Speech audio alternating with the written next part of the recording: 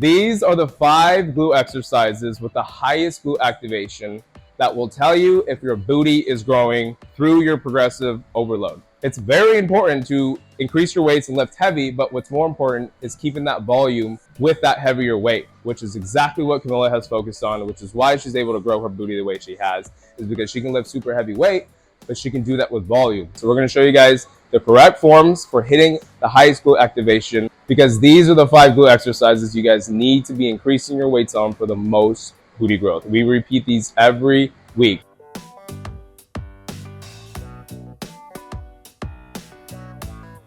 For the pump today, we got the Peach Gains Honeydew Watermelon. She's going to take a full scoop of this for the energy and the focus in producing that pump today. You got your Peach Gains Honeydew, and the Peach Mango pre-workout is launching this week. Stay tuned. There's a reason why the girls that lift super heavy, that let's just say lift 300 to 400 pounds, strength training, have smaller booties but very strong glutes versus the girl that has more endurance in her glutes and can lift, let's just say 200 pounds consistently for 15 reps. Because volume is what grows the booty. Hypertrophy is the key to your glutes growing. Kickbacks. It's very important that you learn what hip extension is on your kickbacks. Notice where her knee is hitting every time, just above glute level in order to contract the glutes. Tapping the toe, resetting every time, right? But this isn't high enough. So going here is not high enough. Lighten your weight if you can't get here. And this is just way too high. That's where you start hyperextending. And this goes for all your kickbacks, which is why I'm showing you them on the straight legs, which we do about every glute workout. You see us repeat these over and over again. These are the ones you need to increase your weights on. But if you understand it through the kickback, the straight leg kickbacks, you're going to understand it for the donkey kickback as well, which we'll show you guys. Kickback crossovers as well. It's all the same thing, getting your knee just above glute level to get full hip extension. So let's see, reach, go up, carry it higher. Yeah, like that. That little bit is wrong. And you'll feel it in your back, right? So glute bridges, another easy one to where you're carrying that hip extension into a hyperextension. So get a little higher, like that. You see her rib cage? Her rib cage is too high. Do it again, coming back flat. She's going to feel that in her back. It looks like you're squeezing. It might feel like you're squeezing your glutes. But again, over time, as you put weight on, you're going to stress out your back. You're going to feel this all in your back. Now, let's show them with reaching full hip extension and then posterior pelvic tilt. Coming up, squeezing. Every time, squeeze the abs and the glutes together. Same with the glute bridge. Her knee, her hip, her rib cage forms a straight line. As soon as those hips start to round and are above, or your hips are above your rib cage, you're hyperextending. It should form a straight line once you get to the top. And then with your feet, her feet are comfortable there. Now bring your feet out a little more. That could be too far, right? Too far. You're not even going to get full range of motion. Bring your feet back where they were. So that can be comfortable to her. But then another way I want you guys to see, because some of the girls don't feel the glute activation with their feet in this position. Now you're going to do duck feet. You're going to bring your heels closer. Not that close. Yeah. And then scoot them a little closer to you. Tuck them in. Yeah. Now go ahead. And what this also does is help you keep your knees open. So on your hip thrusts, your glute bridges, your frog pumps, your sumo squats, majority of these compounds, you are resisting your knees. Your knees cannot cave in. Just like that. And the duck feet will always help. That's why in the sumos, we have the wide base and we have the duck feet just wider, right? So if you feel like you're having trouble with the glute bridges and feeling that activation, bring those feet in together like duck feet and squeeze. Same thing with your 45-degree back extensions, right? So go ahead, boom, and then we're going to show you guys a proper form with weight on.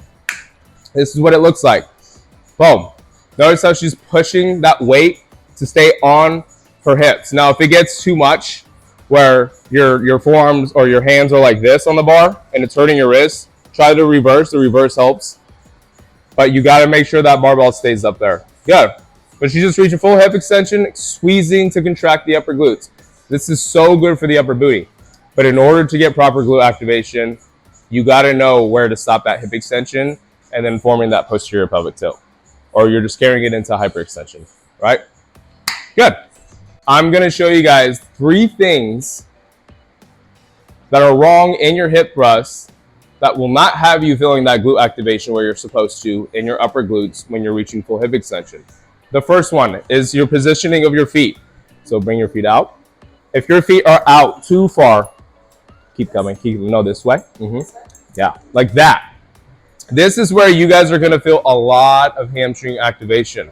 It's going to be hard to feel it in your upper glutes and reach full hip extension as you increase your weights. Same with, come back in, super close. Keep coming, keep coming, keep coming.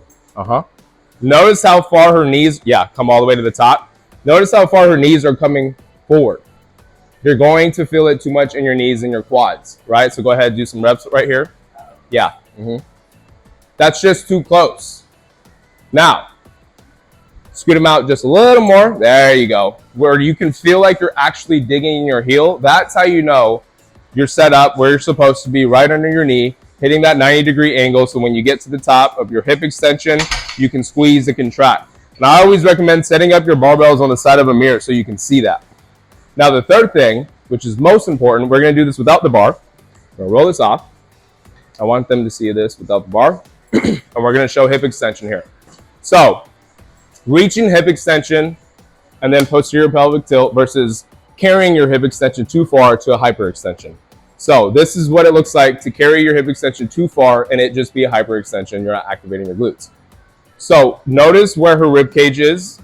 That is too high. You can even get a little higher.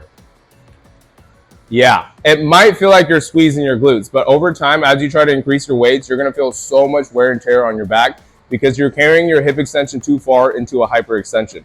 Now, I want you to see what happens when she posterior pelvic tilts at the hip extension. Here we go. Boom. You see how when she gets to the top, pause. Her knee, her hips, her rib cage, and her chest form a flat line every time. Hip extension, she's reaching full hip extension, but then she's closing it with posterior pelvic tilt. Abs and glutes squeezing together. Now carry it again, too high, too much. You can see her rib cage lifting off of where her sports bra is on this back piece. It's too high, and her rib cage is higher than her hips. Okay? The elevated sumo squats, the squats for the booty, and the whole purpose of this elevation is to work for the deficit. You will not make these glute focused, activating the under glutes if you're not properly holding this weight. So we're going to show you guys what you need to do to make sure you're working for that deficit and turning these into a glute focused squat. The elevated sumo squats, the squats for the booty, and feeling the highest glute activation in that under booty. We're going to show you guys what will cause you to feel these too much in your knees, in your quads, and not in the glutes. I see so many girls doing this today, and it all starts with the kettlebell, the weight that's in your hands. So notice how she's reaching that kettlebell when she comes down. The squat can look okay, right? But you're never going to be able to reach for that deficit. The whole point of these and having the elevation is to get deficit so that you stretch the under glutes, getting the hip sunk under the knee. Now watch what happens when she keeps that kettlebell close to her. Look how much more flexibility she has in getting that deficit. Just like that. But that little part of the kettlebell reaching, and you're just sometimes going to naturally do it as a beginner. You're going to just set the weight here and try to squat, but you're not going to be able to work for deficit doing that. You have to use that weight to counterbalance and keep it close to you, just like you would on your RDLs when you're shaving your legs. But this is the mistake I see so many of you girls doing. So just start with that. Start with just keeping that weight as close as you can to you to work for a deficit. If you feel like you're stuck and you can't get deeper with this elevation, that most likely is why. The two forms I see on elevated sumos that are very bad. What I want you to pay attention to here is her knees first, coming forward, right? Look how far forward her knees come when she reaches for that deficit. And her back is a little rounded at the bottom because of that. So that's the knees coming forward, right? Which is never going to give you the highest glute activation. The next one is when the chest is too tall, you have the deficit in the squat like that. No bueno. You guys gotta be able to get into that hip flexion and bring your chest forward, or you're not gonna get high glute activation, and you're definitely not gonna be able to increase your weights. So now that you've seen the two wrong, chest too tall, and you're just sitting like this, and then knees coming too far forward, we're gonna show you guys the right way for getting the highest glute activation in that under booty. Now, reaching back, right? So she's gonna reach back into that hip flexion while she tilts forward. You guys should be tilting forward into your legs, and then reaching about a 45-degree angle from the ground. Once you reach that deficit, you've worked for that depth. And again, you might not be able to get that depth at first. You gotta work at it. And what can help you is opening up the base. Yeah, she's really flexible. She does these all the time. So she could get that deficit without butt winking. That's also what you guys don't want to be doing, is the butt wink.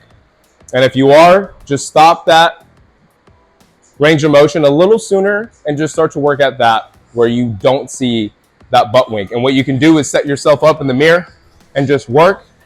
If that's as far as you can get without butt winking, do it. Until you can get to the point where you can sit. Teach yourself bringing your chest between your legs, creating the hip flexion without butt winking. I'm gonna show you guys how to do these RDLs with dumbbells, barbells, whatever you're using, to make these more glute focused. Because if you have, the less bend you have, the less hinge you have in your RDLs, the more hamstring you're gonna feel. You're not gonna feel as much under glute activation. So go ahead, do a normal RDL again. Let's see it. How you know how to do an RDL. This is how most of you do RDLs, which is the proper way to do a resting deadlift. It is, but you're gonna get a lot of hamstring activation. So I'm gonna show you guys a little trick that'll train your mind into turning these glute focus and getting all that under glute activation. Here we go. You're gonna want the your upper calves against this bench, and you're working to feel like you're sitting down. Yeah, and she's new to these as well. She's trying to get the feel for this. So you're gonna see a little bit around in her back at first, but what we can do here is just reach a little further back first. See how you're trying to reach for that hip flexion while you're already down there? Set it sooner. Let me show you. So here, you see how much faster my hips sat down, closer to the bench. You're feeling like you're sitting down, but you're not gonna sit down. So let's see it again. But this is the trick you guys can do to train your mind into creating more hip flexion. And then once you get the hang of it and you've learned how to balance with the weight like that, then you can do it without the bench. If you need to continue using the bench, do it. Yeah, there you go. Yes. Try to sit even sooner. Better. There you go. Like that. And you're gonna feel so much glute activation. Yeah, but you have to, the whole point of this is to get more hip flexion. The more hinge you get, but again, sitting back, not turning these into this. It's not this. It's this. All the way back. You know, notice how my toes have to go up every time in order to get that, you know? So it's here, not turning it into here to hinge at the knees. Camilla's finishing up her glute workout with a burnout using her Peach Gains hip thrust belt for the kneeling thrusters. This is also launching this week, so stay tuned. But I hope you guys are loving these videos. Please continue to comment any videos you would like to see me share to help you in your booty journey. Now, I'm also very excited to announce that Peach Gains online one-on-one training is officially live with our amazing female glute trainers. So if you're somebody that feels like you need a trainer online and you would love to hire a Peach Gains trainer, click the link in my description and we'll see you next week for the next video. Peace.